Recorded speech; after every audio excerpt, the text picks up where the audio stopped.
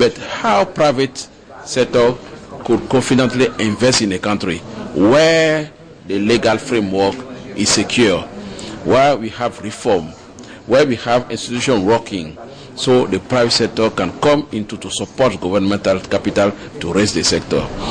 And other thing is that one of the barrier is capital.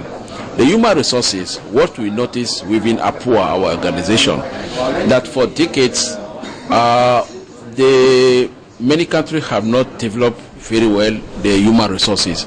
I mean, the new technical skilled people, the people who have capacity and skill for new technology. For that, our organization, APUA, now have set what we call the African Network of Center of Excellence in Electricity. We set this program to train within the power sector almost 10,000 people in 3 years. We have provision with the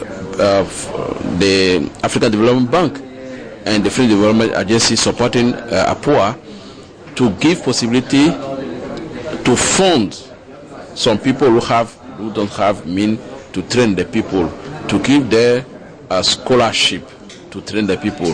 The program is based on the training center belonging to the power sector, belonging to the power utility member of APUA. So you ask me, what about Egypt? I'm coming there.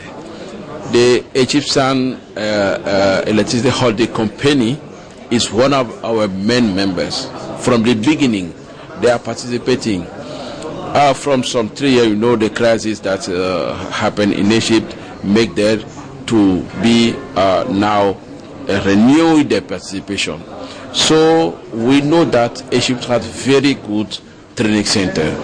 The EEC has very good training center. We'll reinforce those training centers to be part of the network so that Egypt can fully participate in building capacity in other African countries. That's why I want to speak to you in general about what role do you think the private sector should be playing in order to help ensure the success of the process of using smart grids in this part of the world. Usually the private sectors in general, they have better capabilities than the public sector. What kind of cooperation should be done between private sectors in different parts of the African nation for the success of the recommendations from this conference? The private sector is keen to come to Africa to invest. What the private sector requires, like I said, is environment, legal framework, reform. When you set your environment confidently, the private sector can come and invest not only with the capital of government, but the private sector know that Africa has consumers. Africa has mining industry who is capable to pay for their consumption. So when we combine the mining sector, the trade sector with the private sector know that they have off-taker. If you have off-taker, we can pay, you can invest in any facility, even for long-term investments, because what we require for the government is guarantee. The government have to have guarantee to know that the capital invested by the private has to be secure. If it's 20 years, 15 years, you have to give security for this time for the private sector to recover. When you open your sector and you have reform, there the private sector is ready to go. Today we say that there are enough capital to invest in our countries. So what we require for the government is legal framework. Yes.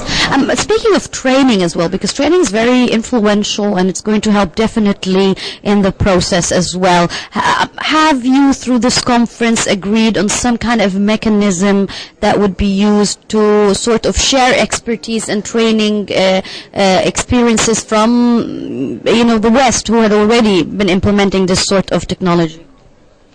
when you see the exhibitors, you have European company, American company, Asian company, China company.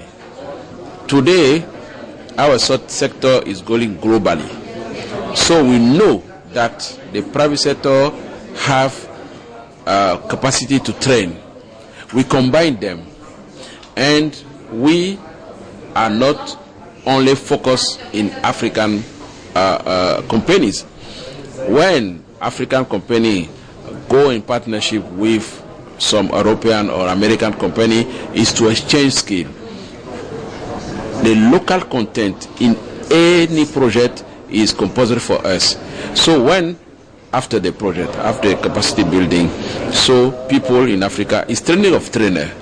The private sector, the foreign private sector help us to train trainers who can train African. But the academic system is working in Africa. People are finishing university, that the vocational training is specific. So when we take an engineer, finish his course, now we send them to the specialized utility training center to be specialized in what we are doing. So being engineer, okay, now we'll give you capability to be operational in the network, to be operational, to have a better view of a project.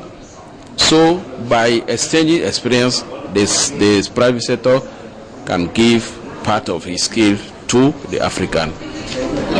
And finally, this is the second forum. How successful was the first forum? What recommendations were carried out to this forum? And how do you see, the agenda of this year?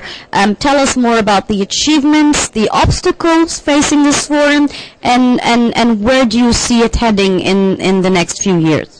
The first forum in Abidjan in 2013 was very successful. We recommended that we need to enlarge the forum. It's done. You have many companies participating. We said that it should be a very large gathering. Here you have more than 7 ministers. You have more or less all the utility, the Ministry of Energy participating. So one of the recommendations is to go putting more smart meter on the network. It's done. The point that we have in 2013 is different than what we have now. There are many, and also we call for the production of this meter in Africa. Like you see what is SVD is doing here. Another facility in Ethiopia, many facilities in South Africa, in Tunisia, in Algeria. Many countries are now producing locally meter, smart meter, quality meter. So we call for enlargement of our public. We call for more production in Africa. We call for more participation and exchange of energy. It's done. Experience is done because we are almost 600 people participating this year. So I find that the achievement that we need, we call for in 2013, is on the way to be done. So also Egypt, we all came to Egypt to say to the world that no more crisis here. We are confidently in Egypt, and then we need Egypt to recover his position in Africa, focusing more Africa, not only Middle East. Yes. Every Egypt have to turn its interest to Africa and be the focal point between Mediterranean, Middle East, and Africa. Egypt have to play its role. Yes, very well. Engineer Abel DiDier, the Director General of the Association of Power Utilities of Africa, thank you very much for joining us on our program on the Hot Seat. Thank you for your time. Thank you very much. This brings us to the end of our episode of our weekly program on the Hot Seat. Thank you very much for joining us.